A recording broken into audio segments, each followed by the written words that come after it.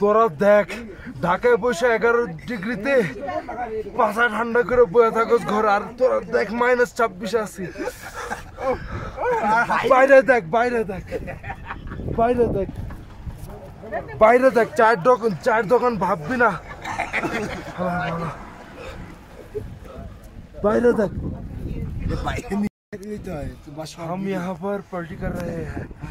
আমাদের দেখে মনে হতে পারে আমরা তিনজন মাল খেয়ে টাল হয়ে মাতলামি করতেছি, কিন্তু একদমই না। আমরা মাল টাল কিছু খাই নাই।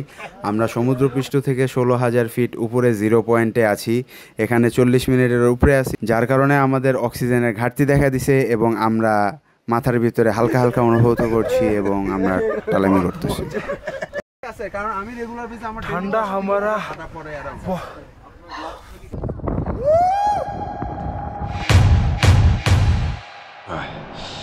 তো আমরা লাচুংয়ে রাস্টে করছি। রাতে কিছু দেখার মতো ছিল না, এই জন্য কিছু দেখাতে পারি না। বাট এখন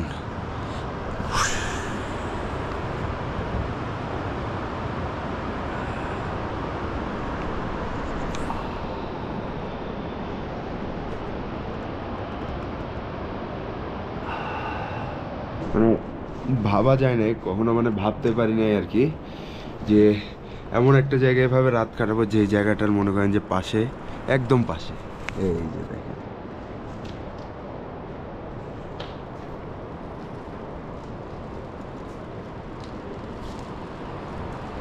মানে ফুল বরফে ঘেরা পুরো পাহাড় পর্বতের মাঝখানে রাত্রি যাপন করছি আমরা। আর সুবহান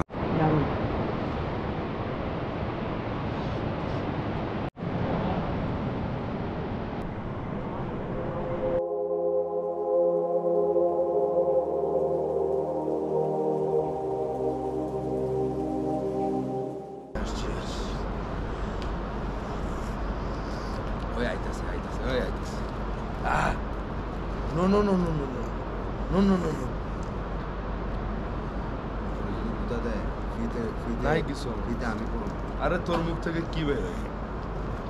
লালা লালা লালা ক্যামেরায় আইছে লালা আবার এই কি সমস্যা? দেখ ঘুম ভালো হয় না, যা। আর তুই এদিকে গাড়ি গাড়ি গাড়ি দেখছিস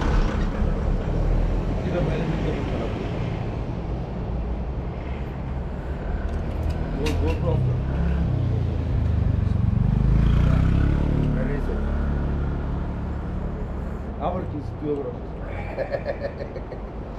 চা খাইতেছি কি আমি চা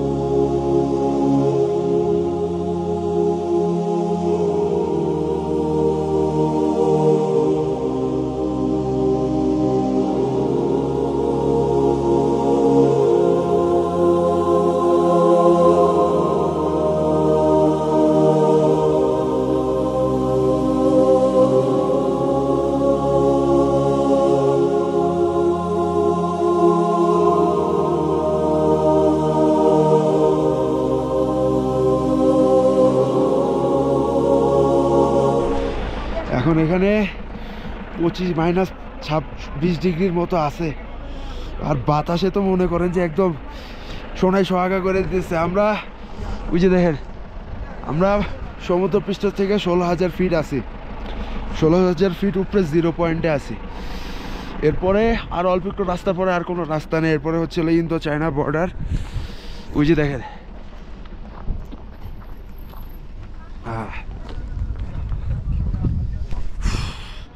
বাতাস, পুরা বাতাস খাইয়া দিতেছে একদম।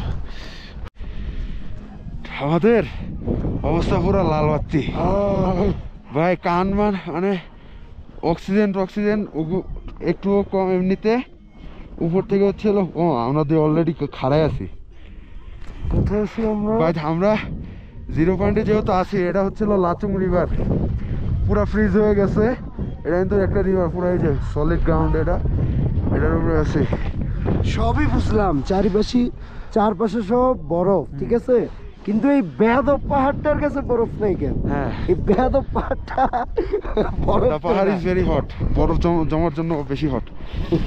বাট একটা জিনিস আপনাদেরকে বলবো, যদি আপনারা শীত সহ্য করতে না পারেন 0 পয়েন্টে, কাইন্ডলি অনেক বেশি পরিমাণ ঠান্ডার জামা কাপড় নিয়ে আসেন। আমি 3টা পরছি, মোটা জিনিস কোনো মতে ঠিক মানে অ্যাডজাস্ট করতেছে। আকাশে লাল বাতি ধরাই দিতেছে। ওই যে দেখেন আমাদের মিহির ভাইও সেম।